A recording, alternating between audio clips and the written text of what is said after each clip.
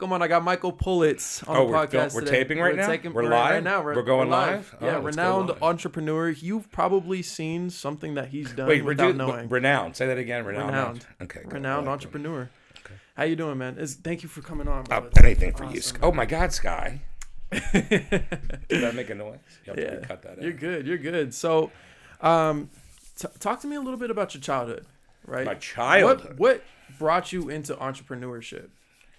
Well, I had to basically do this exercise when I wrote my book, right? Mm-hmm. So I have a book. It's called Guide to Restaurant Success. It's a textbook, universities, hospitality schools.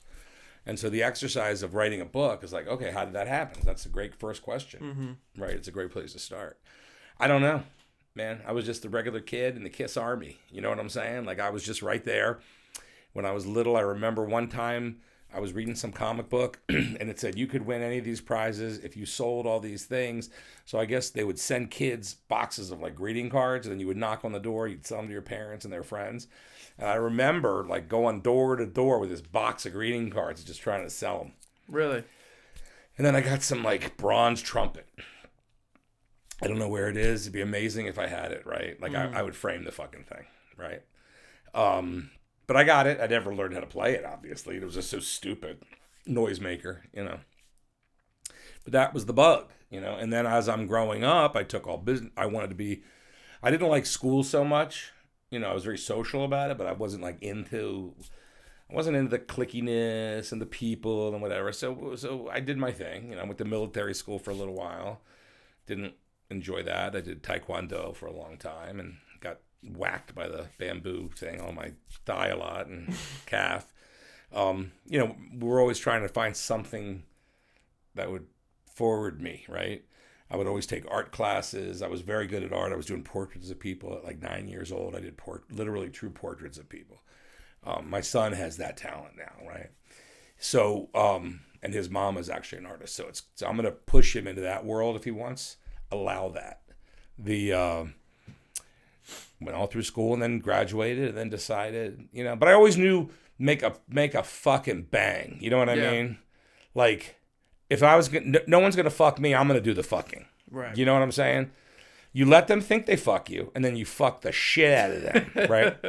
So so in the end, you know, you go to high school, you do all your shit, what college you're going to go to prom with the prettiest girl in the school. You know, that was just a flex.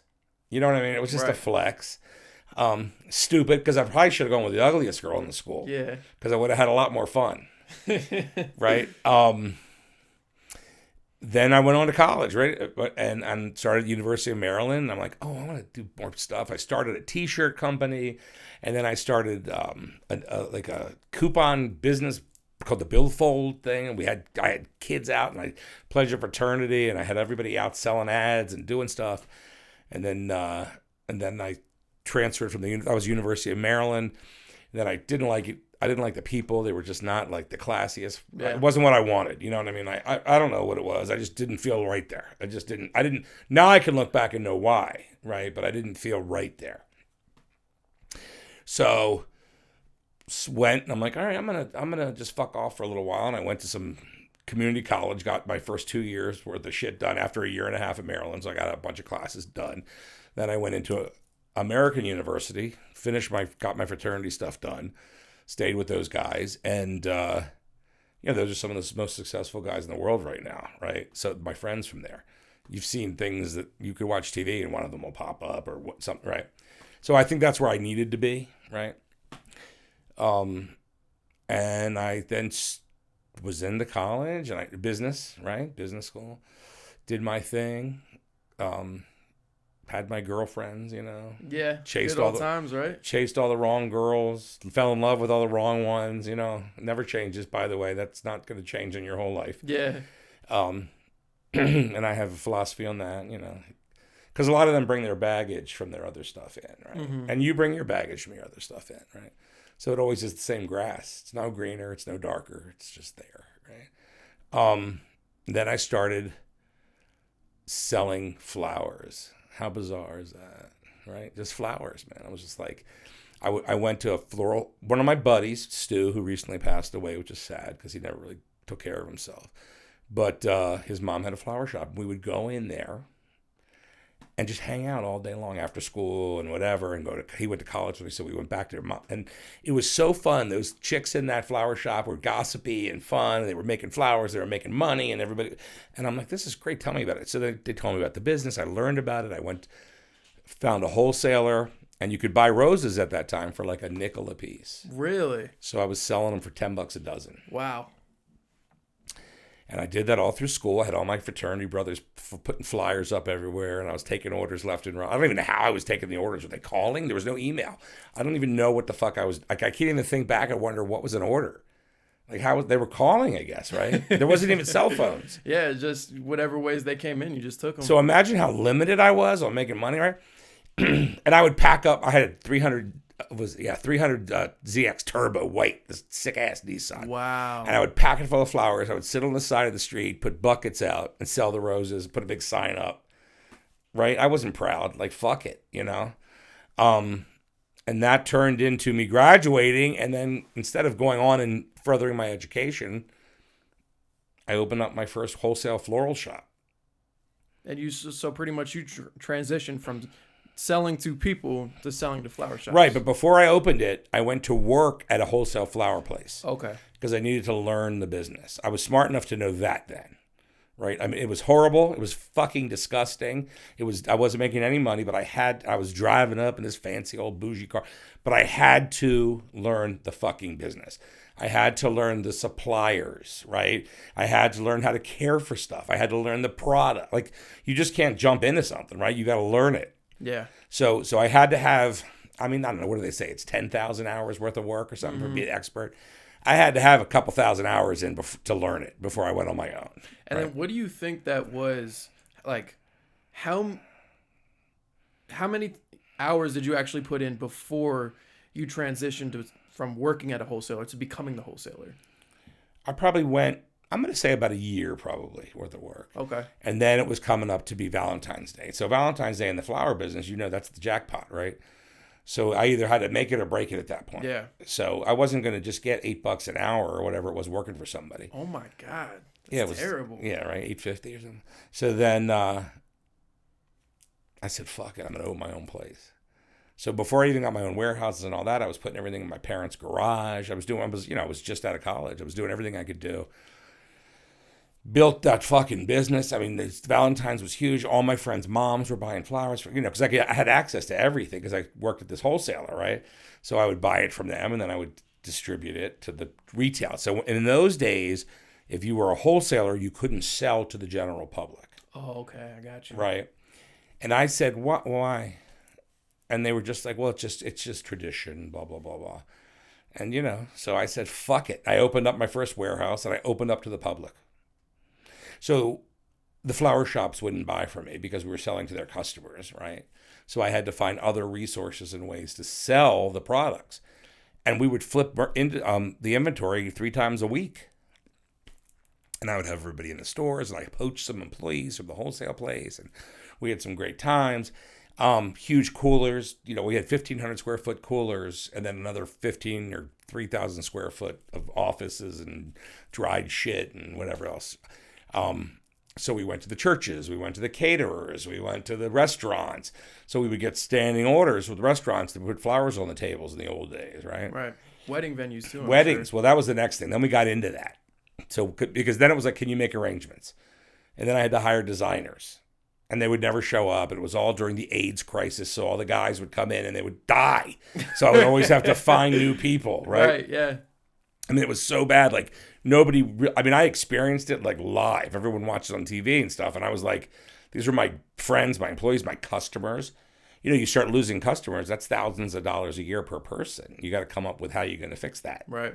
And they were great people. And I loved them, So we didn't judge, and you could see them deteriorating.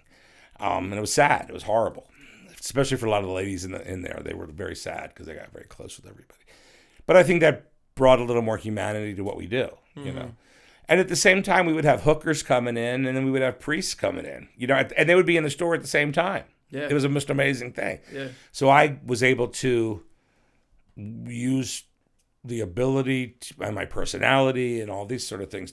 That's what turned me into who I am, You know, that's what makes me walk into a room and be like, who am I going to like? Right? Where most people walk into a room and go, who's going to like me? What's going to happen in here? Oh my God. Like, what's going to happen in here is what we decide to make happen. Yeah. No matter what room it is, no matter who's in the room. Right? Yeah. So all that was going on in Maryland, and that was all in the early 90s-ish. And I kept picking up new accounts, and I would only advertising only on sports radio to guys who wanted to buy flowers for $10 a dozen for their girls. Because once they came in, then the girls would be doing their parties and all this shit, and then they would say, I have to find and get flowers. And they'll go, wait, go to this place. Right. Right? Because it's cheaper. Yeah. So that was my whole shtick. And then at that time, I was very close friends with a guy named, basketball guys, Patrick Ewing from the Knicks and Dikembe Mutombo from the Nugget, Denver, and, different guys that were all part of the Georgetown University team, right? And they would all come in the store. So guys would come in, and the biggest superstars in basketball in the NBA or even the Olympics at one point were all there. They were just fucking around with me all day, right? Because it was fun. I try to have that fun wherever I am, right? You have to have an fun. atmosphere that's comfortable for people to come in, right? Yeah, like I never worked a day in my life, bro. Yeah. The hardest work I've ever done is sitting here with you. Oh man, don't put me on the spot like that. It's true. This is exhausting. No, I'm just kidding. No, talking it does, bro. You start running out of things to say, and your voice gets raspy. If you need water at any time, just let me know. I mean, you should have offered. I got my drink here. Okay. I got my Lotus Power. This is all plant based. Really? It's the newest thing. It's about to hit the market. And wow. Yeah, it's big. Yeah. Yeah. You check it out. It's called Lotus. What is it called? Lotus Plant Power. Where can I buy that at? I'm thinking everywhere soon. I think Pepsi just signed a deal with the guy. Really? Okay. Can I adjust your microphone real quick? Okay. We're going to move this right there so it's out of the view. I like it in the view. A pretty shot of your face, right? That's what we want, the money shot. So you're building this flower business, right? Mm-hmm. What was the most difficult time that you had when you're building this up? Well, first I had to get the money to rent a warehouse, to buy a cooler, then you have to start buying product. So I took a loan from the Bank of America. Really? I had a buddy of mine who was my partner, and he got money. I took $15,000. He took $15,000 from his dad, right? We did that for a while. He hated the business. He was all grumpy and shit, and I was like, woohoo, having the best time ever. And so he left, big decision, and I just signed the thing, and I'm like, I'll pay your dad back, bro. And so I remember I paid his dad back. That was easy. It wasn't a big deal. Got the bank paid off, and from there we just kept getting new trucks and vans and drivers. And the hardest part was like the freaking cell phones to get a hold of the drivers, because those cell phones were by the minute. It wasn't like it is today. Right. Not so unlimited talk time. Yeah. Or no texting at all. It was really? It was beepers. So I had to have them beepers like 911 meant stop the fucking truck and call the office. Oh my God. I didn't realize that's how old you were. So this is all over DC, right? We would go all over the Georgetown, which is a big restaurant, all these, everything. And then we started doing to people's homes, because nobody would. They're like, oh, is that a residence? Yeah, we can't deliver there. We could, because we just had regular vans. Mm-hmm. I had like the Dodge vans or the Ford vans or whatever they were. And we just built that up. I just built it up and played constantly. I was out. I was going to the gym every day with whatever sports guy was, because I knew they were all friends. So whoever was off season was the most fun ever, Get my motorcycles, do all my shit, got a sweet little house, a big, and everyone was losing their minds over that. And so we had parties all the time. So I tried to have as much fun as possible. And then if I liked a girl, it was like bombarding them with roses, you know what I mean? And how old were you at this time when you're building this? I'm going to say started at 22. I'd say 22, 23. Okay. By the time I was 28, Entrepreneur Magazine listed me as top 40 under 40 in the country. We started franchising it. Entrepreneur listed us as one of the fastest growing franchises. So it was called American Wholesale Floral. So I was pounding it out and having the best time doing it. Right. And by the way, no internet. No internet, no email. So what I did was I had bought how many were there? There were like 3 or 4 fax machines. And in the days, a fax, you could put a piece of paper in a machine and it would come out somebody else's, in case you didn't know. So in those days, you could save a certain amount of numbers in it. It wasn't computerized. You had to type them in and push the button and type them in, right? And it would send the fax to one, then another, right? It was basically mass faxing, but it would only do it one at a time off the phone line, right? So I had like 4 machines going, and every day I put a price list out, right? We had printers and computers. We just didn't have internet. So we would print up the price list, put our logo on it, very simple logo, and literally put it in the fax machine, save it, and then it would go out to however many each fax machine was able to send. Wow. So every time I needed like another 30, I mean, I think it was maybe 30, and then I'd have to get another fax machine. Do you think you would have advanced a lot more and quicker if the internet was around when you were doing this? Well, in the beginning, at the very end, the internet was coming up. So I had a website, but nobody knew what to do. We're like, okay, let's create a website. We'll sell our flowers. Woohoo! You know, Right. I met with FedEx. We're going to put them in a box. We're going to put some ice in there. We're going to mail them out.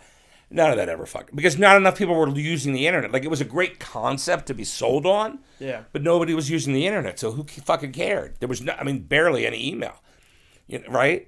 So that was that, and then I sold that company, right? I sold it, and I'm like, what am I going to do now? I didn't even know. How much did you sell that company for? I don't know numbers, bro. Let's just say every location I had did between 40 and 70,000 a month. Okay. So it was pretty big number. Yes and no. Right. It was a big number, but I made a mistake.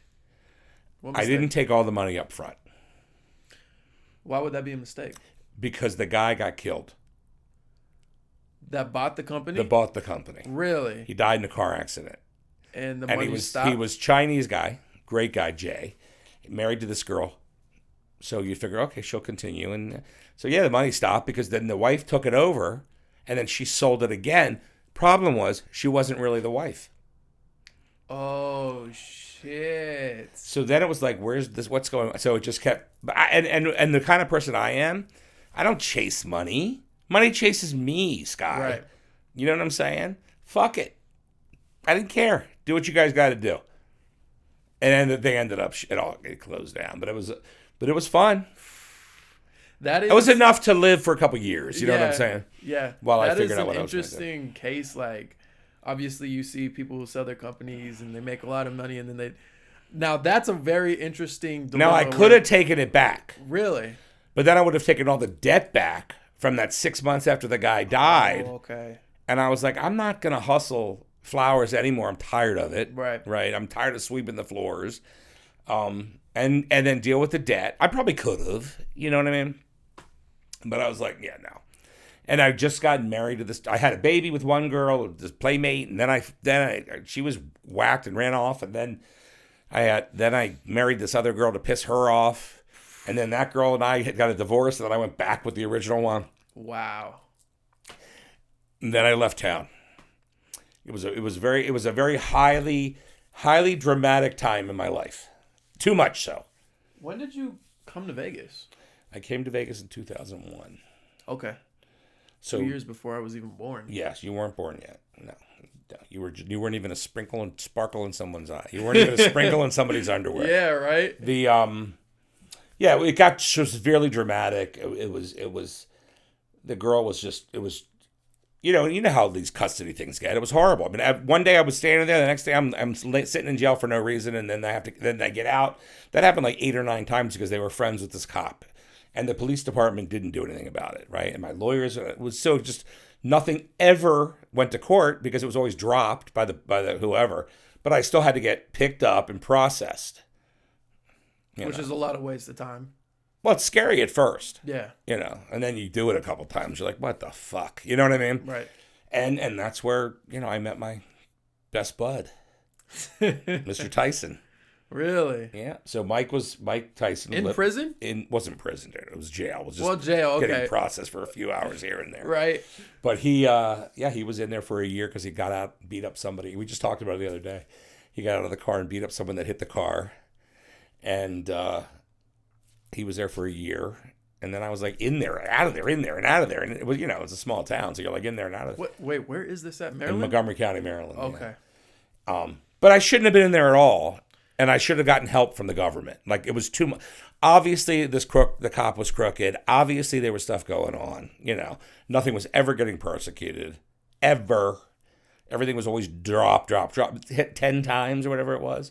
It was just harassment at that point. And they were like, well, there's nothing we can do if they file for you. I'm like, what? It's harassment. But I don't chase, right? I'm not like, well, I'm going to sue you. Same thing with the flower business. I'm not going to go chase that and sue people and act like a pussy. Like, it's a man's world. You fucking do what you got to do, right? I love that, though. I love that. I mean, right? Like, Yeah. I'm watching the people. I'm going to sue them for that. Get the fucking job, bro. Create something. Build. You know? You have every opportunity everybody else has. You speak English, you can make it. Right. Right? And listen, people are in their own shells and they're in their own ways, and that's their fucking problem, right? I did what I had to do to get out of my shell. I know how to get somebody out of their shell. They won't do it. Mm-hmm. Well, obviously, there's that saying: you can lead a horse to water, but you can't make it drink. Every day, dude. Yeah. Even with my present with magazine now, I can talk to suppliers and people who are trying to sell to the restaurants because I own the food and beverage magazine, and these are my readers. And they just won't listen, right? So they're in their own way. And that's a business lesson. Like, get the fuck out of your own way. And they won't. But you learn these things over time, right? When I had the flower shops, I would go up the street to this delicatessen named Celebrity Deli. My dad's friend owned it. And I would go there every day. Why? Because at 7 o'clock in the fucking morning, the richest guys in that whole area all convened on the Celebrity Deli for their coffee and bagels before they went to their offices. So and you put yourself in that environment. I put myself right with all those men. Right. Right in the middle of them. Right? And I learned every fucking thing about real estate, this, that, retail, blah, blah, blah. They wanted to hear what I was doing. I wanted to hear what they were doing, right? To the point where Mr. Marriott, Bill J.W. Marriott, right, was my customer for flowers, and I would get a call from his secretary once or twice a week. Wow. Literally. And then the other brothers, the sons, Bill W., who runs it, and then Richard, the other one, who runs another company. But they would all come into my store, and we'd spend time together. I learned everything I could from these guys. They didn't even know I was learning. They just thought I was fucking around. Yeah. But I don't, you know. Well, I think obviously you have this really explosive personality, you know, so I think that it's easy for you to come off like you're fucking around. I do that, yeah. But you're most likely just taking everything in. And I think there's a plus side to that, because what I've learned is it's always better to look dumb and show them that you're smart than trying to come off smart. Yeah, I never do that. You know what I mean? I don't come out like I'm anybody. Exactly. Ever. Right. Now you were just saying you went to jail and you met Mike Tyson in jail. Now that was 30 years ago. 30 years ago. How did, like, when you're in jail with Mike Tyson, what the fuck are you thinking? I'm thinking this is the greatest fucking opportunity of my life. Right? Yeah. And then we become friends, you know? And now he's the godfather of my children, and he's literally my best friend. You know what I mean? He's my brother. He's more of my brother now than my best friend, I would say. Because you know how you don't really see your brother all the time, but he's there, you know? And when you see each other, it's very loving and kind, and, you know? So that's interesting. You know, well, your best friend will call you on your birthday, but your brother may not. You know what I'm saying? That's the bullshit with him. Yeah, but it's fine. Absolutely. And I'm on the board of his foundation and all that stuff. So really? Yeah. So I do a lot of that stuff. What's one of the craziest memories you have with Mike? Come on, there's I don't have any. No? No. Really? You can read his book. You can read his book? Okay. If you read his biography, and there's a whole chapter on me. Really? Yeah. And he thought it would be funny to call me his best sober friend. Because I never drank I never did anything. I was always, you know, no drugs, no drink. I was just working, right? Yeah. Having fun. And I don't need it. I didn't need it. You give me a soda, man, I'm off the candy. Woo! That's like a high for me. So he wrote that, and he thinks it was so funny because people come up to me now and they're like, bro, when did you get sober? And I'm like, what? And they're like, yeah, but Tyson called you his best sober friend. Wow. And I'm like, yeah. You know, but he thinks that's, you know, hysterical. So those are, of course, there's a lot of stories in Vegas, especially. I moved to Vegas because my sister lived here from Maryland, and he lived here, so that's why I came. So it was a lot of work. Probably held me back a little bit, and you know, cleaning up some messes. Did you start Food and Beverage Magazine in Las Vegas? I started Food and Beverage Magazine. So we're jumping ahead now, Sky. Do you want to jump ahead to the Food and Beverage? Or you want to go in between? Let's go in between. Let's hear it. So I say Lay the timeline out all for right. me. So I used to advertise in these trade publications, Okay. right, for flowers. And I would go to their offices. They were fucking all poshy and bougie. I'm going back to the warehouses, stripping roses and sweeping. I was having a bit more fun life, right? But because they had to sit in an office. I'm like, I want to sit in an office. That's what I want to do. No. And so once I sold the business, I went into consulting. Mm-hmm. I ended up being the largest, in the old days, back to the fax machines, I had the largest fax broadcaster in the nation, right? So multi-level marketing guys would hire us to put faxes. And at that point, we went from fax machines, we went to computers were now doing it, right? So they would send out people trying to get into the MLM programs. I had T-Mobile as a client. And so all the T-Mobile stores were fax blasting every business they could get their hands on. So they would call and go, "Hi, this is T-Mobile Bowling Green, Ohio. This is T-Mobile wherever." And they would all use us, right? And it was really me just dicking around. Yeah. So all you had to do was put the artwork in, and that was it. You know, tell where it's going. Not email, because email wasn't big then. It was all faxes. So I had done that. Then I got an office. Right. So I get an office in the tech corridor in Germantown, Maryland. We're in the office. I hired these hot chicks, obviously. You know, I don't know why, to make me crazy. We all had our own office. You know what I mean? It was like, I'm in an office. Because, all these years of success, I was never in an office. And it was like the most boring thing to sit in an office. I was like, this is awful. What the fuck? So I would always go outside with the girls. They would always smoke. Now they're all like nasty. So we all went outside. They would smoke. I wouldn't smoke, but I would stand next to them and just breathe in their secondhand smoke, and then that. And then there was a couple of guys. I don't know where they were from, not American, right? And they said, "Hey, man, what do you do? We're consultants, brand development, whatever." He says to me, "Listen, we're working on a technology now where your phone is going to be able to talk to your printer." And I said, "What the fuck is my phone going to say to the printer?" Oh, no. Right? Because you remember, this is the late 90s, and it was like, everybody was, there was like Andrew Dice Clay, and all these dudes were out to Howard Stern. So the guys my age were all like rough and funny, you know what I mean? So he's like, yeah, he goes, "Can you make me a logo?" I'm like, "Absolutely, let's do this." Right? No problem. Everything's no problem until it's a problem, but fuck it. It really is. And then, what's it called? And he goes, "Oh, it's named after this Norwegian king. It's called Bluetooth." And I said, "I can do that. No problem, bro. How many you want? He goes, "Can you give me like 15 options?" I'm like, "No problem." Yes. We went upstairs. The week before that, I was at some tarot card weird place with one of my friends who's like all spiritual. And there was these little rocks from Norway, wherever they're from, Norwegian. And they had little symbols on them. And you would throw them and it would be like, "Oh, what does that say?" And then you read them. Right? The little symbols. Really, I think the ladies were making them up. But they were so cool looking, I bought some, right? So they're all like just lines, right? Called runes. So I had them on my desk. So I'm like, okay, Norwegian, boom, boom, boom, boom. Hey, let's just make a B and make it look like this. And I did it. That's it.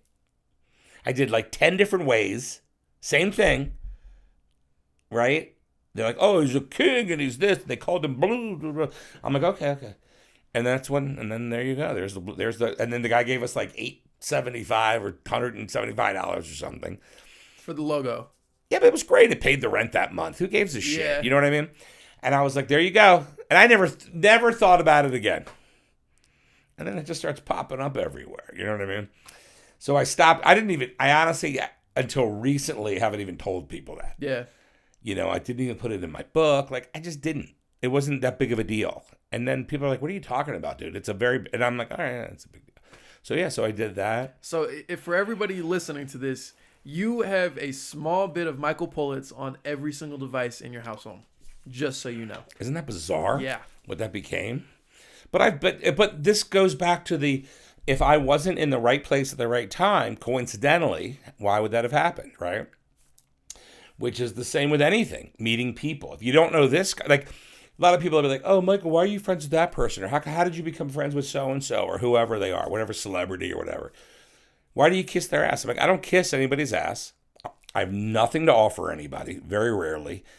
And if they want to be my friend, I'll be their friend, right? That's not, and I noticed like the nightclub guys, they'll be bragging about, hey man, I'm hanging out with Snoop Dogg, or I'm hanging out with so and so, and it's like, well, you pay him to be in your club, of course he's going to hang out with you. That's not hanging out. That's pretty much paid advertisement. Right. So maybe he'll have dinner with you, but I produced a show in Vegas one time with two of my comedian friends. I didn't want to do it. They're like, just make some calls. So it was John Lovitz and Dana Carvey from Saturday Night Live. And we would always have dinner first, then we would go do the show and whatever. And, I met people through them and all this other fun stuff. I had met John through Vince Neil from Motley Crue, who was my friend for many, many years. But that was the only time I've really ever worked and done anything. And we're still all friends, but there's nothing. But I noticed that, and I noticed like all these dudes were posting like, oh, look, I'm hanging out with Flo Rida or whoever, right? And I'm like, okay, but you're paying them. Right? Like you're paying them. Where's the how do you feel a benefit from that? Yeah. It's like, I mean, not to be rude, but it's like hating the hooker. Right? I mean, is it not? No, it's the same thing. You're paying for affection. Yeah. You know what I mean? It's like, okay. If 50 Cent calls me, there's nothing I can do for him. He's got everything he needs. He's just calling me because I'm his boy. You know what I mean? Right. Or E40 or any of the guys that I'm friends with, right? Which I think is really interesting, and because I'm noticing more and more of that. And I actually learned that lesson back with the basketball guys. At the time, there was the Dream Team, the Olympic Dream Team. And so most of those guys that I was friends with were on that team. They're in the Olympics. I mean, how incredibly huge was that? Or at the All-Star games, it was East versus West, right? It was Patrick Ewing was the East and Dikembe was the West. Like it was like these big guys. We were friends, nothing. Fast forward years, a year later, Dikembe passed away recently. Unfortunately, I was on his board of his company. Like that's how the relationship stayed, right? Hence, we're back now to then, okay, Bluetooth is done. What do I do now? So 9/11 hits. 9/11 hit the day I was about to launch a newspaper in D.C. at the subway stations. It was called the Metro Guide or Metro Digest or something.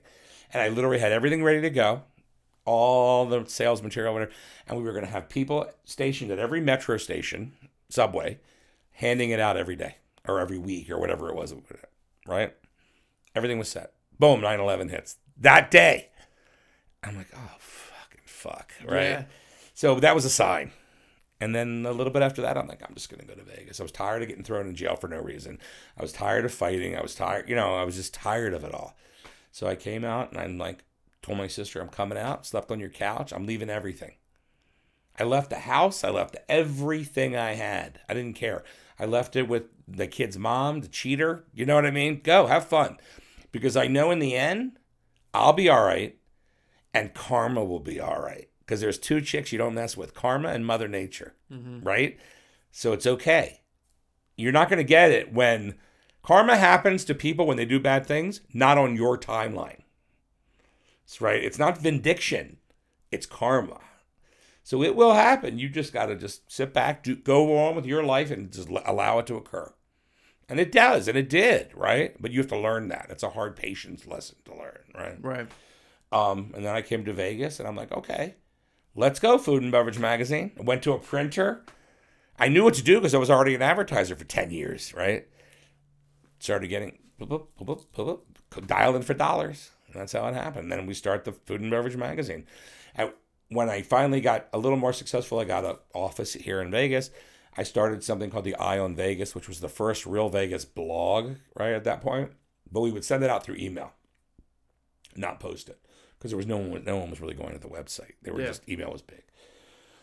So we would go, we would find out all kinds of stuff from all kinds of people. And if there was a company that was bullying, if MGM or some of these big companies were bullying their employees or bullying people that do stuff, I would just call out the name of the bullier. I would make fun. We would do whatever. We fucked everybody's day up. But the reality of it is they fucked their own day up. Yeah, they were doing bad. Don't treat people like that. Right. Don't. Southern Wine is a big big liquor supplier. They would go into casinos and said, yeah, we'll give you whatever the Grey Goose or whatever it was, but you have to buy this other stuff too. They were trying to go to the market, and even the small businesses couldn't afford that. So they were like, oh, we don't have any champagne for you guys. Sorry, the special whatever it was they wanted, the Oeuvre or something. And it was bullying. So I'd call it out. I'd hear about it. I'd write about it. Perfect, right? That's, I think, what really built up the notoriety of Food and Beverage Magazine here in Vegas. And then I took it national because I didn't like the people here. They just they weren't kind. Like, nobody was doing nice things for everybody. Right. It was for them. I get it. And now where are all those people? Just still working, not very good jobs. Some have lost their positions of power, and now they're just running something or working at a restaurant or whatever it is. So what's that called? Karma. Right? And that's what happened. And you see it, and I sit back, and I still see it. You know, there's people that... I have a guy from Red Bull that was like, I was like, dude, advertise. And he would never do it. Shun me off. And this happens with a lot of companies, just, right? Or the guy from Grey Goose even, right? Now, then they don't have their jobs anymore. And they're like, hey, man, can you help me? Can you talk to so-and-so and get me? I don't say anything, but I'm like, is he like lost reality? Right. They did nothing for me. But you know what I do? I do it anyway. Sure, I'll make the call for you, bro. Or sure, I'll do this. Can you call this? Sometimes it's like, can you get me a job at this restaurant group? And I'm friends with the owner of the restaurant group or whatever. I'm like, yeah, no problem, man. You know, or a lot of times it's, hey, man, can you get me backstage at Motley Crue for the meet and greet? Can you do this? Can you get me to 3-6 Mafia? What can you do? I'm like, what? I could try. And I try sometimes, you know. Sometimes. And do you think that doing all of those things, especially when people, you know, shut you out, that's helped you kind of maintain the good karma that comes your way? You know what? I don't think you can think about it that way. I think it's either who you are or who you're not. I mean, there's people that I've been friends with and girls, you know, that I'd like to go out with and take care of and whatever, that act up basically, that are not interested, or they are interested and then they're not. You just got to be consistent. You know what I mean? It's like, fuck it. If I liked you, I don't all of a sudden hate you because you don't want to go out with me at that time. Yeah. Right? Or because you have some kind of situation. Right? Because eventually it all comes back. And it's a patience game. It's a waiting game. You know? But how do you handle people who approach you looking for a relationship that might benefit them? Like, I'm sure you every have a day. Bullshit meter where you're like, do you weed them away, or do you just give well, them what with they the want? magazine, we've got like 15 million readers a month now, right? So there are companies that could advertise. They advertise everywhere else. But why would you ask me for something free? That's rude. You know what I mean? So I just won't run the stuff. Or we'll say who does your media buying, or who does. And most of the time, like, oh, can we have some, they call it earned media. Mm-hmm. It's nothing earned about it. It's free. They want it free. They want you to write about them, and they don't have any intention of furthering that, right? And then if you say, sure, who does the buying for the ads, because they are advertising in other places. The people who ask for the free ads, earned media, fake news, they don't know who that person is at the company. Isn't that interesting? I don't know who does that. But can you do this for free? Right. So we just, at this point, we don't even fight back. We just ignore the emails, you know. Sometimes you'll get like, what are you earning? And they're like, oh, it's called earned media because, and they'll try to explain it to me like, how is it earned? I've never met you before. You know? You never, like, I do that. Like, so because of the Island Vegas and stuff, my relationships with like MGM and Caesars, they didn't like it. One time the MGM guy, a guy named Alan, I'll never forget this guy, calls me, a public relations guy from MGM, Alan, can't remember his last name. But he called me up and he said, listen, Michael, you're going to write what we need you to write, or you're not going to be invited to our events. And I said, well, luckily, I don't give a shit about your events, and I'm going to write what's correct. Right. You know? And I'm legally entitled to do that. So I don't like this bullying. And so those relationships got sort of soured, which is fine, because I don't go to openings anyway. I don't do those. I mean, they invite me, but I don't. It's fake. You can't go to an opening and expect to taste how great this place is, because it's fake. It's fake news. Right. You're not going to get it, you know. And I don't want to be around those people. So you walk in and it's just people wanting free shit. Yeah. You know what I mean? I don't need that. I own the biggest magazine in the industry. So what I'll tell people is, listen, I want you to, whoever you bring into your event, add up their entire circulation. If it beats mine, all of them combined beat my circulation, I'll come. Man. Now, let's take a look at everything you just told me. Mm-hmm. You've accomplished more than what most people might do in one life, right? You've accomplished many life's worths of accomplishments. Now, do you think entrepreneurship is like something everybody can do? No. No? Why? I think you have to have listen, there's a lot of guys out there that get really fucking lucky. And I don't care what anybody says, it's luck. Gene Simmons goes, with Kiss, who's one of my mentors, obviously. But, Gene will be like, it's, 10% inspiration, 90% perspiration, right? Which is true. And some guys don't even put all that in, I don't know. They charm the pants off of somebody, right? In the end, it all evens out. I noticed over all these, like now that I'm old, in the end, I can see that it all evens out. So it's not a race to the finish line because it's pretty interesting to see. I mean, listen, I was not 90, God, it might have been 94 that I was in Entrepreneur Magazine Top 40 Under 40. That is a pretty big thing, like at that point. I don't care.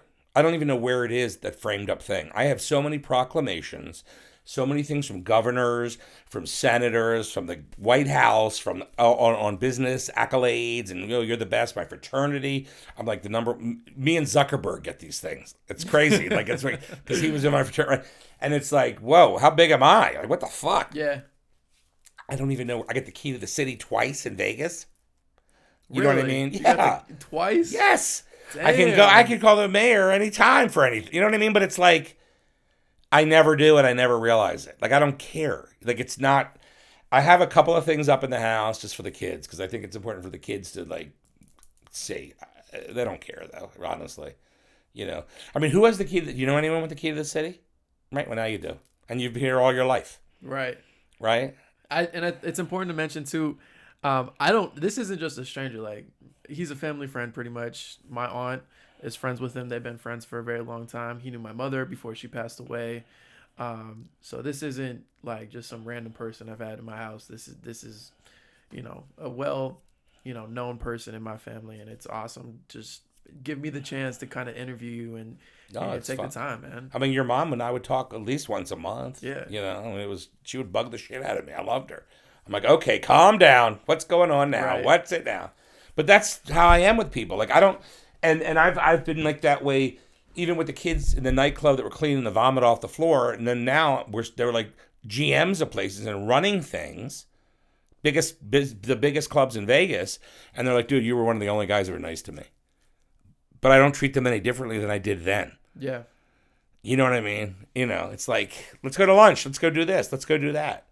But there's things like, I remember one night I was out with, after the club, and we went to some restaurant. I was with a guy named DJ AM, who was very popular, Travis Barker, a bunch of guys and some girls. And one of the girls started choking on a piece of chicken. Literally choking. So I literally saved her life. I got up and Heimlicked her. The chicken went flying. Wow. And I could tell my buddies, my buddy Chris Judd was with me, who used to be married to J-Lo.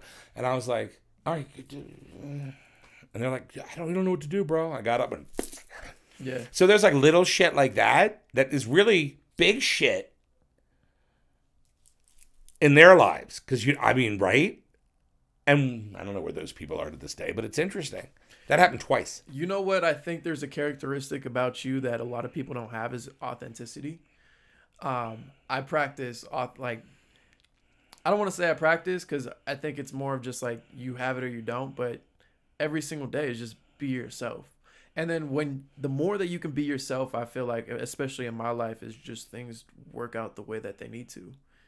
Like you said, a lot of it has. I mean, you've had a lot of trauma in your life, Yeah. right? But look at the guy I'm proud of you. I appreciate that. Yeah, I saw you when you were little, and I knew what you were going through. I mean, your aunt was always picking you up and bringing you around, and I'm always chasing her tail. But a lot of people nowadays, especially with the whole social media, they can't seem to be themselves, and then they wonder why the things haven't worked out the way that they want them to. Oh yeah, I mean You know what Vegas. I mean? Let's talk about the Vegas. Vegas alone, you've got all these gorgeous women. They're all cocktail waitresses. Yep. They run around in bikinis. They get judged on their bodies, and then if they win, they're so excited because they get to be a fucking waitress, and that's something to them. Now that's a fucking skewed. I'm like, you're a fucking waitress. Yeah. You work behind a bar. Do you know what I mean? And it's like, I mean, maybe I've just been around, like, you know, I'm not saying I didn't go after girls like that in my day when I was younger, but I think I've learned it's like, have some self-esteem, you know? And they'll be like, I'm very confident. No, you're fucking not. You don't parade around in a bikini for a job. Sorry. Yeah. It just isn't, that's not, you know, what you do. Okay, you're hot. And guess how many of those gorgeous girls all looking for rich guys? How many of them marry rich guys? None. Because the rich guys don't want waitresses. Yeah. And they don't get it. You know, they don't. Or strippers. Same, but the problem with Vegas is the waitresses are hotter than the strippers. Oh, man. Am I wrong? No, you're not. I haven't even been to a strip club yet, but. Ever in your life? Never. Oh, my God. It's not fun. Yeah. It's just a money thing, you know? Yeah. I don't even have the money to go to You a don't strip even club. need money. You go in there, they would be all over you. But that's not even the point. Yeah. What are you going to do? Bring one home? And then what? Deal with that drama? Yeah, no. You know? And it's like they all want all brand name stuff. And then that somehow feeds them. But it's not what they're still miserable. Right. Because that's not what you want. You know what I mean? Like, it's not what you want. Like, who gives a fuck? If I like something, like I go to this one, like one of my friends is Andrew Dice Clay, right? Big famous comedian. I loved him when I was a kid. I can't even believe I'm friends with the guy so close. Yeah. When he comes to Vegas, we go to this store called Gen X. Mm-hmm. And it is like literally in the most disgusting part of the city. It's the most, you walk in the store, it's like there's bars everywhere. There's pictures of people that were stealing. I mean, it is the crazy, right? You walk in, nobody knows you. And we love to get the clothes there. I'm like, oh, I'm going to get these shorts. I'm going to get these jeans. I'm going to get it. And it's like, that's satisfying. And they're $10, $20, whatever it is, right? That, you know, I think when you're confident in yourself, it doesn't matter. You know what I mean? Yeah, I have nice things. Because I like these things, right? Do I like my Doc Martens? Hell yeah, you know. And then I saw like a Balenciaga boot that looked kind of like a Doc Marten that was cool and thick and heavy. All right, I want that, you know, whatever. But I'm able to get it, like whatever, you know. Or the cars, like what kind of cars do you want? You know what I mean? I prefer to drive a truck. My son says, hey, he's 9 years old. He wants a cyber truck. I'm like, fine, let's get it. You know what I mean? I mean, I stopped. Yeah. You know, it's the same with like a motorcycles. You know, it's fun. I don't want to get hurt. So I'm just like, I'm not riding them anymore. Yeah. You know, but all the Harleys and all that fun. But it's fun. But it's not a status symbol. There's just a need for it. You don't need that in life. And then compare that to the people who are buying the things to raise their status, the Gucci, the Balenciaga shoes, right? Where instead of buying them because they want them, they think that they need them in order to move up in their life. And it makes no sense. No one looks at that. Yeah. That's what they don't understand. The people who they want to get the attention from don't give a shit. They don't care. They care about the kind of person you are. Yeah. You know? So that's a big, and that's why, like, even with your aunt, you know, she's not into that shit. You know what I mean?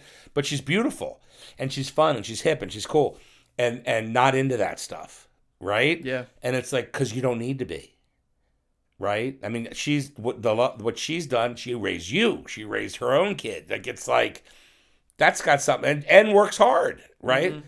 That's admirable, right? Why are most girls not like that? Maybe it's Vegas, but I don't think so, because I go to LA a lot. I think it's more of Western culture too. You know, you go look LA, Vegas, Florida. Florida's huge down there on all the name brands and stuff like that. But yeah, no, it's true. It's interesting, but it's people are so not in tune with who they are. Like fucking, I see guys that are just miserable, and I'm like, dude, I'll tell you how to be successful. I'll give you one exercise. One thing to do every day for a year, and by the end of that year, you will be a different person. I know what to do. I've read books on all this stuff, right? The hardest people, they won't talk to people, they won't grow. The hardest people to talk to for guys is girls. Not pretty girls, it's just in girls in general. It's scary, right? You can talk to other guys, buddy, whatever, but they won't talk to girls, a lot of these dudes. So I tell them, I'm like, listen, every day get a girl's phone number. Don't be creepy. I don't care who the girl is. She could be at the freaking laundromat. Like, it doesn't matter. She could be the girl at the car dealership because you want to buy a car. It's still a girl, right? You want to be able to talk to people of different. You could be the lady at CVS. Can you call me or can I call you when my prescription comes in? Yeah, but there's no intention behind it. None. And you're never going to call them and they're never going to call you, but there's no intention. But the fact that you're at the point where talking to people of all walks of life, female, because that's the hardest breakout for a lot of these guys. It could be the lady behind the freaking meat counter at the local grocery store. Yeah. It doesn't matter, right? But you're learning how to, I don't want to use the word manipulate, but you're learning how to communicate. Mm-hmm. Let's just use that word. It is manipulative, but it's also communicative, right? So and it's the hardest. I did it. Some days I'd get like 15 numbers, right? Wow. That didn't mean I start from zero the next day. It wasn't 15 days worth of numbers. So if you get 5 numbers one day, you still got to get one tomorrow, right? And that's what's the most fun about it. It's like, let's go. What are we doing today? Where are we going? Yeah. And you don't have to do anything special. Just go about your day and it'll happen. You can walk into a UPS store and say, oh, how much is that? Okay, let me have the number and I'll call you. Okay. You're not trying to take someone on a date. Maybe that'll happen. Maybe it won't. Doesn't matter. There's no intention. And I think with advertising, what I do, calling people and for business, that helped because I have no intention. I'm here to tell you what I do, how I do it, and why I'm the best. At this point, it's your choice to join in with us or not. Go with someone else and call me when you fail. That's my attitude. Mm-hmm. And obviously it works, right? Well, I was looking at this. Go with that. Let me know when it doesn't work out. I mean, nothing's more confident. I tell people that all the time. Go with your baby's daddy because it's not going to work out. And when it doesn't work out, maybe I'll be around. I could take you out. And then we see if there's something there. Yeah. You know what I'm saying? The problem is when you do that and then you keep taking them out, and you keep seeing there's something there, and they keep going back to the baby's daddy, you got a problem. But that's a whole nother story. Man, you know what? I think one of the things that I can relate to on my in my life at the moment is I do these street interviews. Yeah, I love it. I watch them. And I just ask anybody and everybody. And I don't post as much of like the failures where I go up to people and they're just fucking, people would be like, fuck off, fuck you. But you could do a failure reel, which would be funny. I do a couple of them, but the whole goal is to showcase people's lives, you know. Dude, what I mean? If you ask 100 people one thing, 99 are going to say fuck off. Exactly.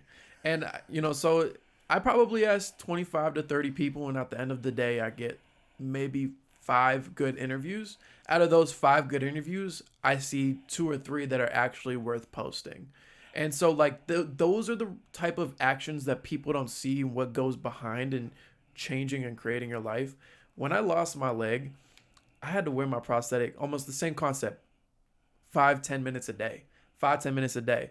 And then once you go 5-10 minutes a day is the standard, then you have to raise it. Now I need to go 20-30 minutes, 20-30 minutes. And then it got to a point where I just have it on all day. It's a daily action to take to get out of your comfort zone that I've done for me personally. Yeah, well, you've done, that's commendable. And so, but you're so right, especially with men. If you have the attitude that you can do anything and you put action behind that, you're guaranteed success because so many people won't do it. And a lot of this, let's look at successful guys. A lot of them are getting paychecks. The minute that paycheck stops, they don't know what to do with themselves. Yep. They don't know how to make money. They don't know how to make money. And I watched that all day long. And I didn't want to be that guy. Look, my dad was a doctor, poor in the beginning, became wealthy as he progressed. But the one thing he said to me is, you don't want to be standing over somebody to have to make that paycheck. Mm-hmm.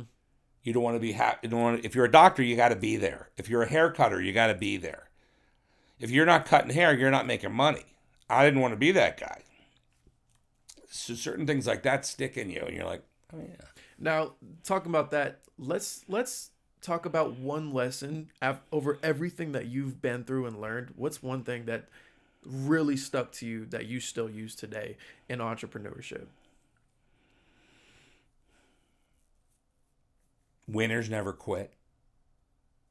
Wow. And quitters never win. Just a simple saying. You As know, simple as that. I used to have that on my card thing that I would have, right? I'd have the card, put the cards in it. Then I realized, why am I only carrying this many cards when I'm meeting this many people? Fuck that. Get rid of the card thing and start handing out everything. And no one will ever call you, but it doesn't matter. They know who you are. Right. Right.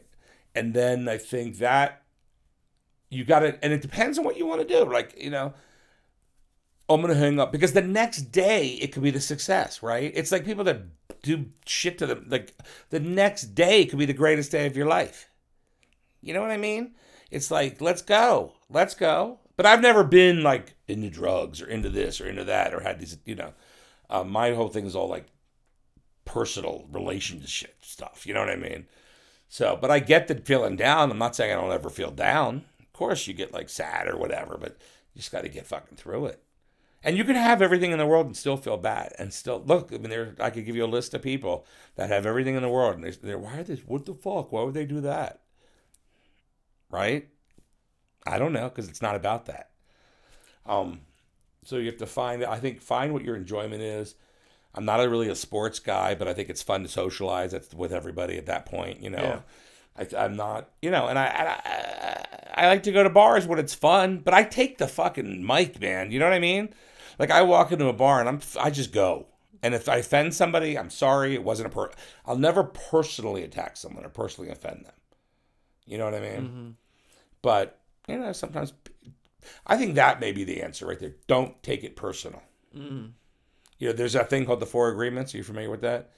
And I think the biggest one is taking things personal. And if you start taking things personal, it fucks up your whole life.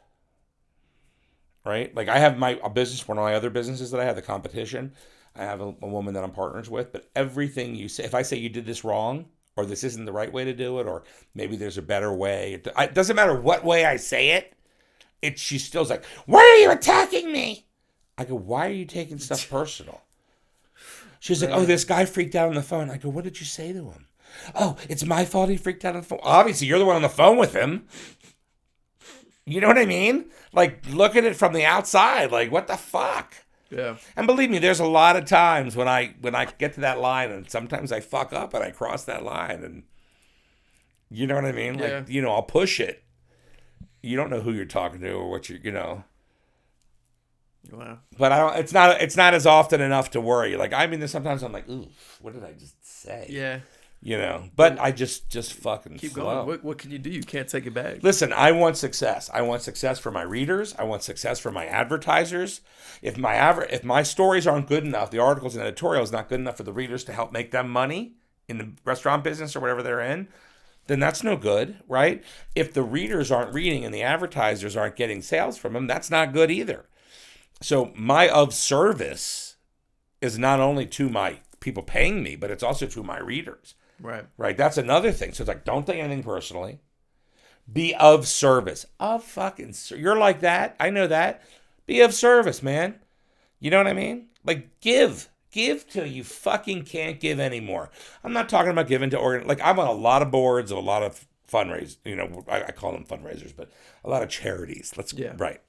You know, the Mike Tyson Foundation, the Guy Fieri Foundation. Like I'm on a lot of big boards, right? And again, they do good things, but I also see other boards that don't do good. You know what I mean? And I won't waste my time with that, you know? But it's also fun. You meet the right people. Put yourself in a place where you're going to meet, which I've always done instinctively. Put yourself in a place where you're going to meet the right people. Yeah. You know, if you want to meet a nice, religious girl, you don't go into a strip club. Unless you want to meet a stripper. See what I'm saying? Yeah. It's as simple as that. Break it down. Yeah. You know, it's like if you want to meet nice, successful businessmen, where are you going to go to meet them? Maybe a bar? I don't think so, but maybe. And occasionally. a lot of people, they don't know where to even go to meet the type of people like that. Where would somebody even go to meet somebody else successful other than like a country club or? I don't think they're in the country clubs. No. I think that's the people that want to be. We used to have this thing called wannabes. And we used to say that a lot. Oh, he's a wannabe. Oh, he's a wannabe.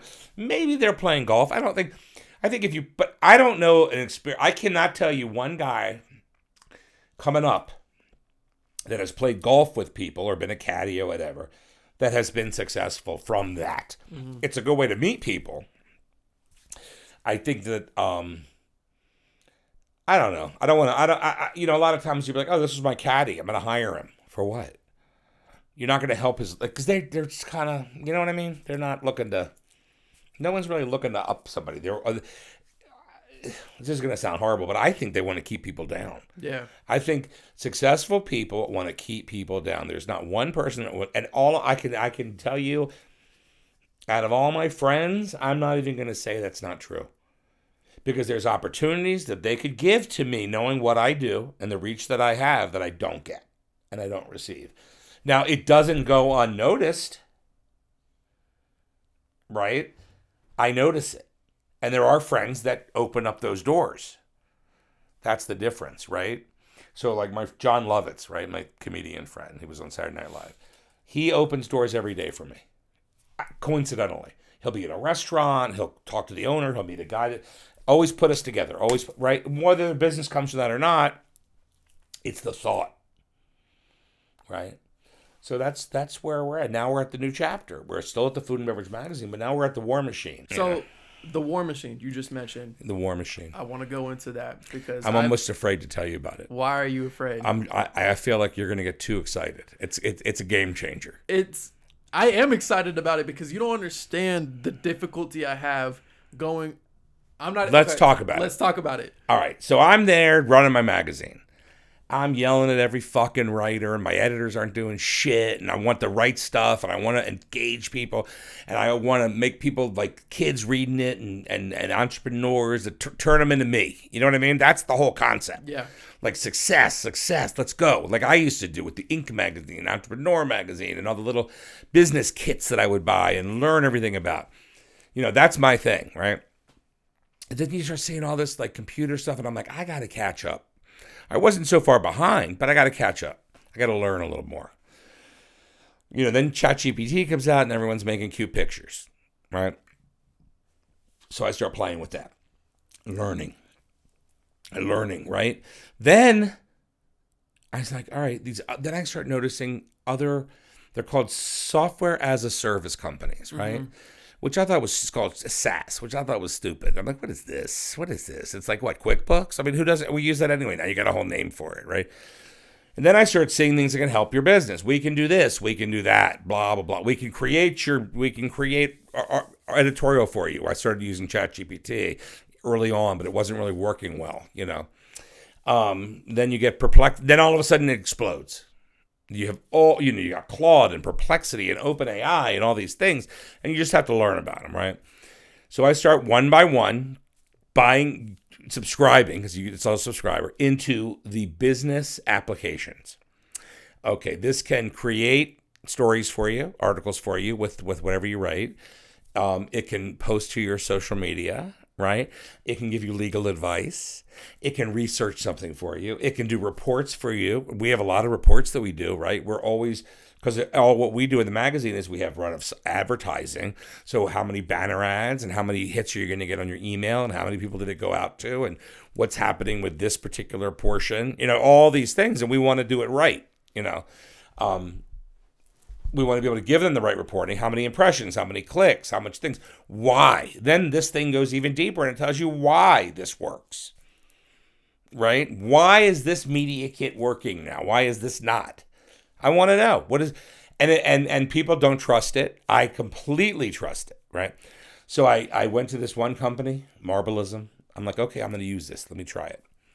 This is fucking cool, right?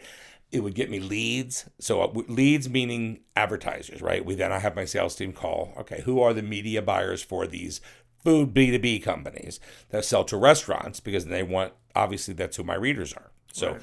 It would give us the leads. it would then send it out. They weren't that great, honestly.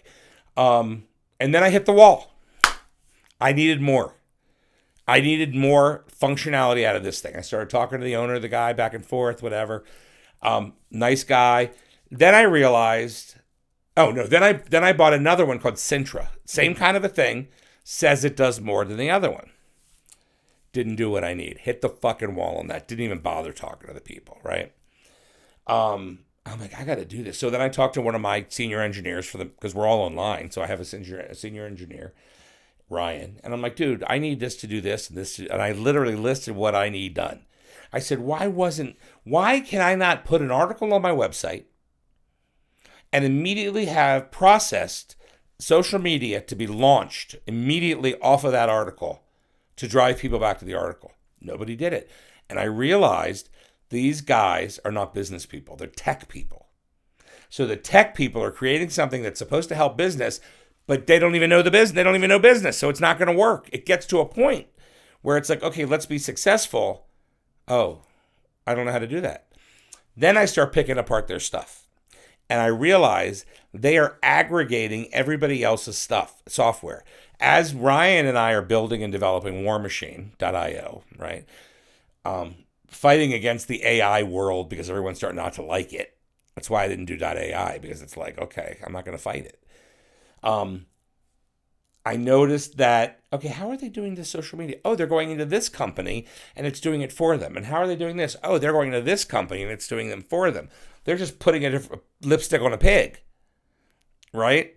And so I'm like, Ryan, and so we literally have developed from ground up, zero, right? If you're gonna go do, you can do Google advertising, you can do Facebook advertising, you can do link, all things right from this dashboard, right from your own computer. It'll monitor it, it'll question it. That's the most important part, because you want to be questioned, right? You want to make sure you know what you're doing and getting it right. And it will budget it for you, just for the advertising alone, right? I'm finding out now with the YouTube stuff, you're able to upload, cut, paste, everything through it. So he's working on that now. So we're able to do. I also assigned it a podcast thing where just verbal, not video, where you can put in information. It will create a podcast for you. Wow. I do it now with the magazine. I have two people talking. We're editors at Food and Beverage Magazine. And what do? I take all of my articles. So I have everything on a spreadsheet. I post the articles through the War Machine. And then I have a spreadsheet that automatically pulls the articles down so I can see them all in a row, which we then use for our newsletter and stuff. But I'm like, well, that's one source. That's great. Then I cut and paste however many of those articles I want on the podcast. I put them in as a source. Two people are talking about all the posts. I have it set up where it talks about Food and Beverage Magazine in the beginning, middle, and end. And you're like, whoa, this is fucking amazing. And it deep dives. It's like, we're going on a deep dive, So it saves time. I mean, how many hours does it? You know how many hours that takes, right? Video is a little bit different, right? And we talked about some of your tools that you use. But it's pretty fucking cool, and then we can have that automatically post to social and push out to their audiences, right? Now, I'm lucky enough to have a monster subscriber database, right? So 550,000 subscribers alone, right? Everyone else just comes in and looks at the stuff. So I'm able to push a lot of that out. Yeah.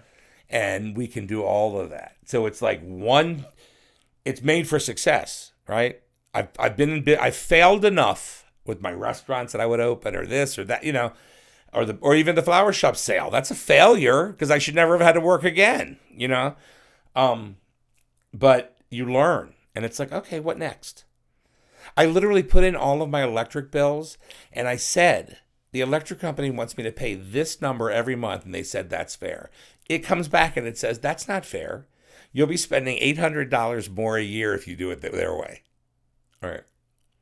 That's insane. So not only is it a utilizational tool to push your social media, but it pretty much takes everything that people use ChatGPT for and offers advice and does everything. And remembers everything about your company, right? So this is the best part. Wow. So right now I use something called Perplexity, right? And to use that, I had to upload all of my documents and all that, right?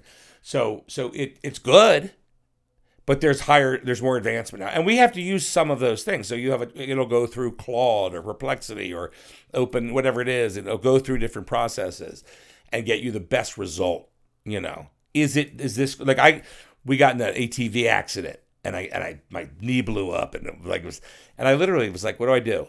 Doctor. You know what I mean? Yeah. It's just the greatest thing. Or even like, I'll send all my emails into one thing and I'll say, what's the legality of this? Or I'll get contracts, put it in. It'll tell me what to look for, right? So it's intense. It's like, okay, next, I need to get into retail stores all over the place. What should I do? I need to be in this trade show. How do I find the right buyers? Here's how you do it. Here's where you go. And it works. And it's like, all right, I need to beat my competition. Then we have listeners, it's called in there. I think it's called listener. It basically goes out to social media and Reddit and all that and listens to what your competition is doing and comes back and tells you. Trends. You want to write articles on trends. You hit the trends button. You write in the topic that you want to trend on. It pulls it up. You write, boop, make an article on it. Done.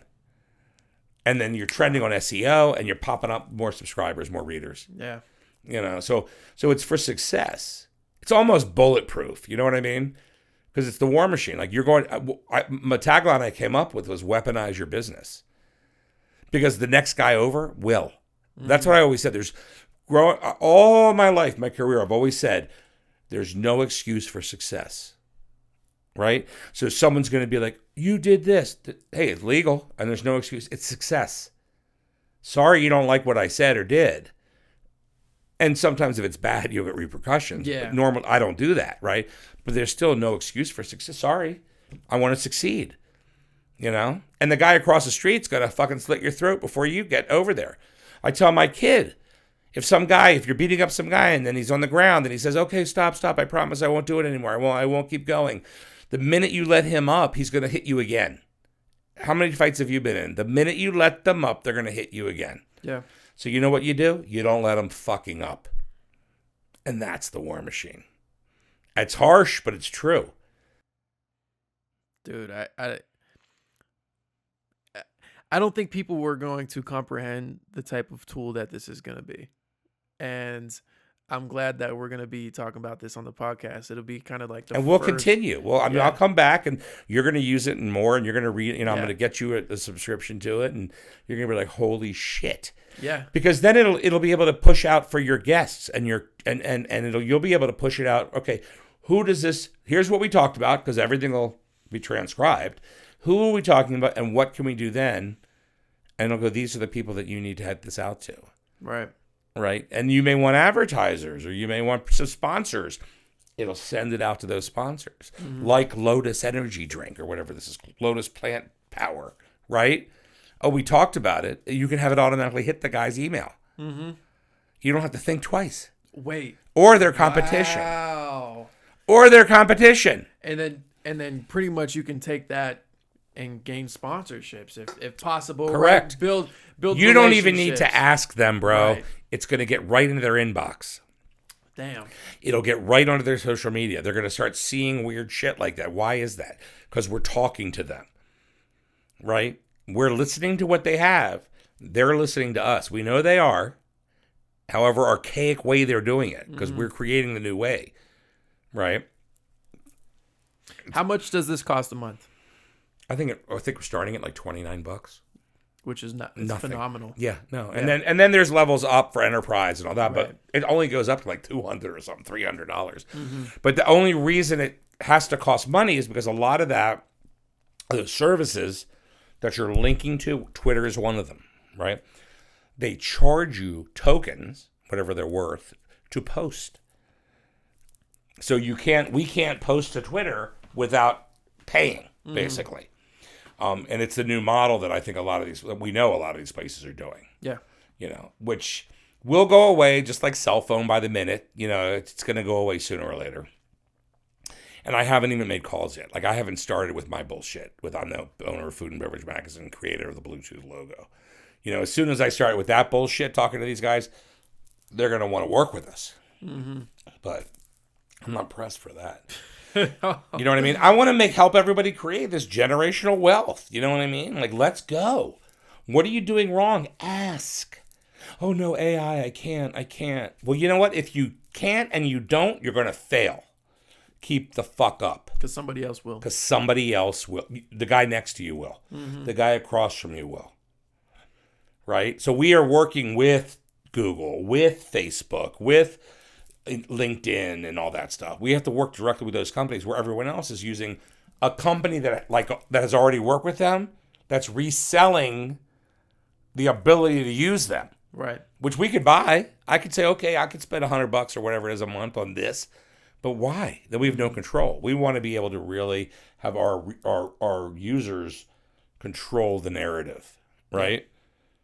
Control the narrative. It's what it comes down to. And it's like, you're using this, you're going to be successful. There's no excuse. Yeah. You know, the original concept was bringing in warriors like Spartacus and Alexander the Great and Sun Tzu and all these dudes, right? And even like Cleopatra, and like I had all these beautiful little things done and pictures, and then I'm like, you know what? It's too cute. Fuck this. This is war, and we're not going to go to war being cute. Right? Nobody needs a picture of fucking Spartacus or Cleopatra holding or Hermes giving out messages. No one needs these pictures. Fuck this. It's communication. It's legal.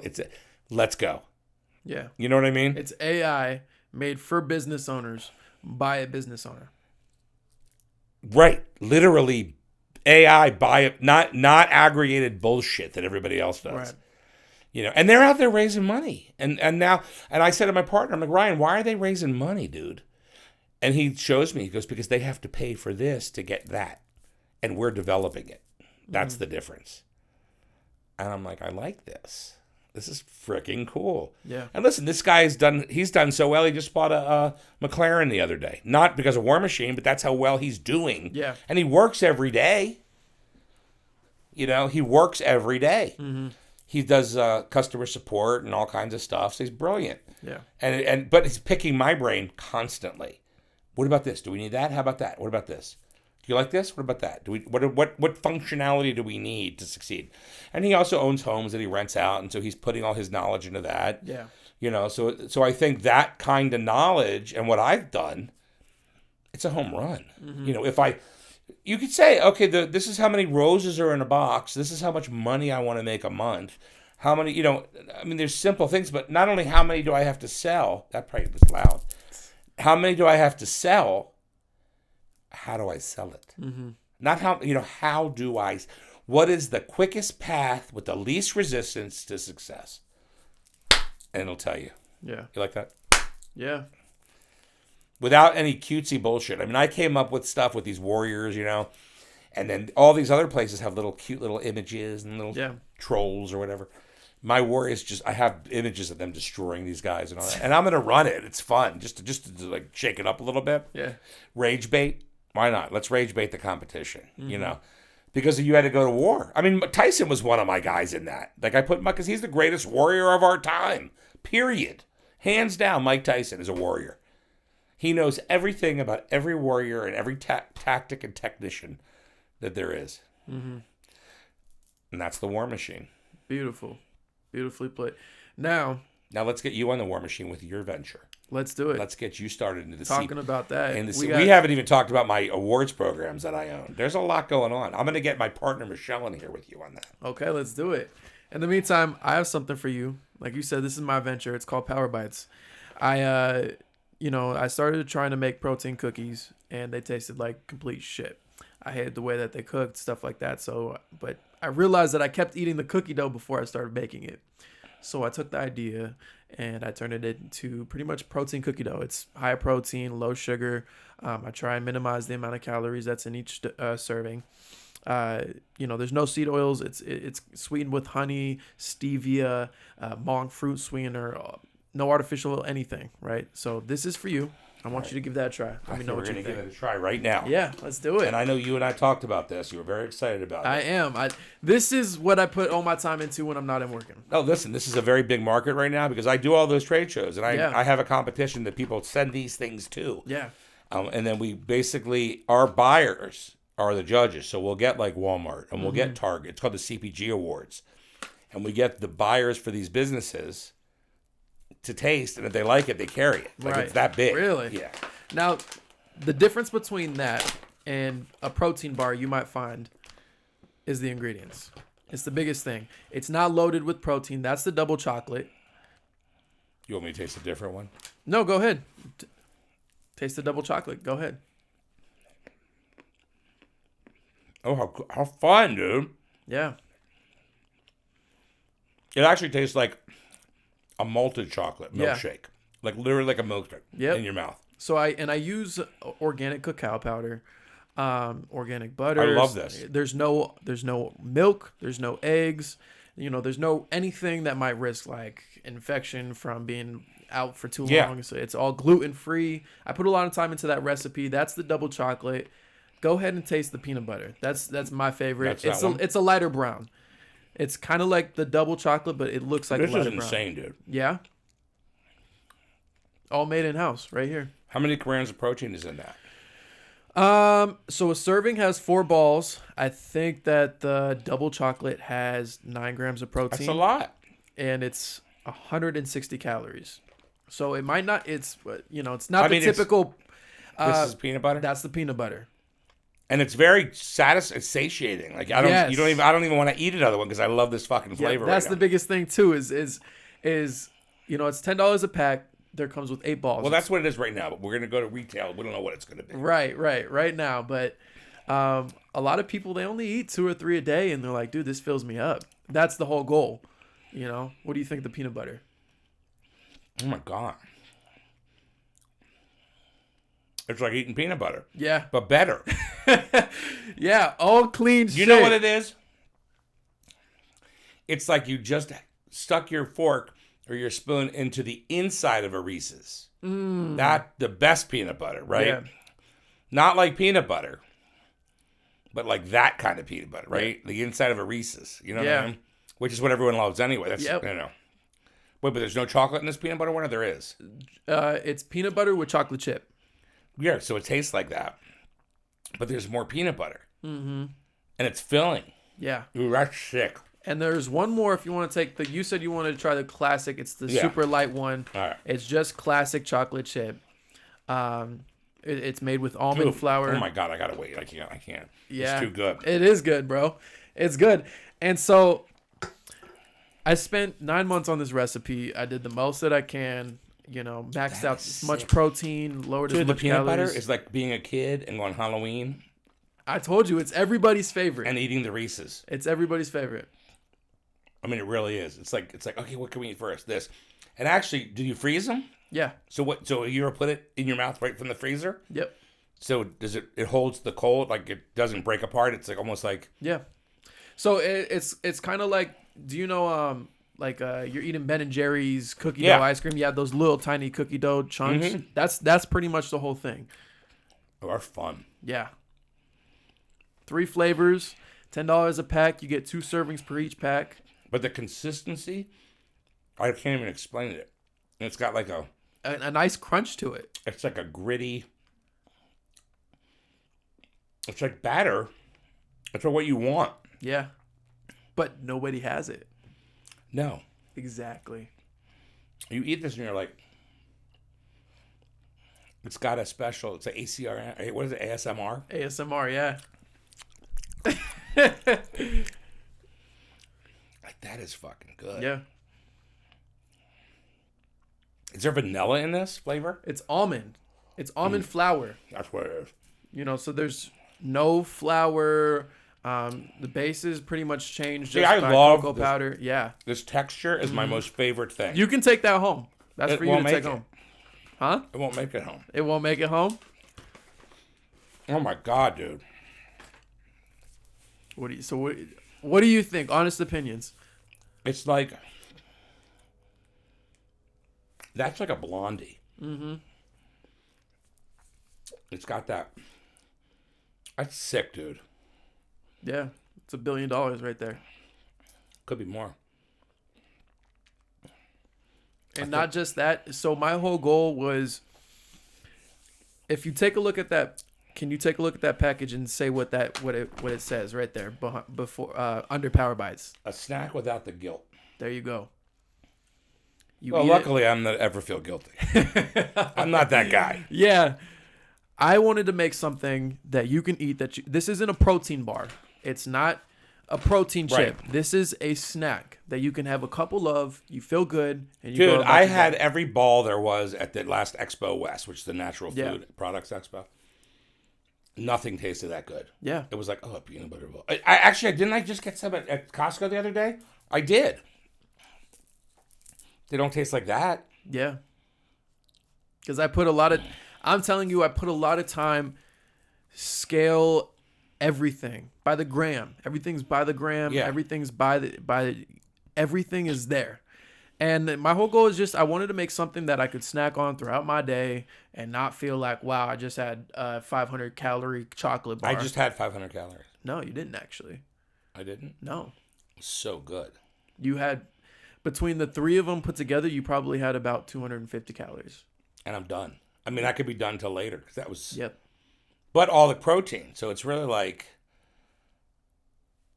Which I need. Mm-hmm. That's the problem. I need protein in my diet. I need more protein. You had about probably 12 to 15 grams of protein, 250 calories between one each ball. I mean, I eat your balls. Yeah. Awkward. This is the most awkward podcast. Right? I know. And then, so that's what I'm building. That's my life passion right there.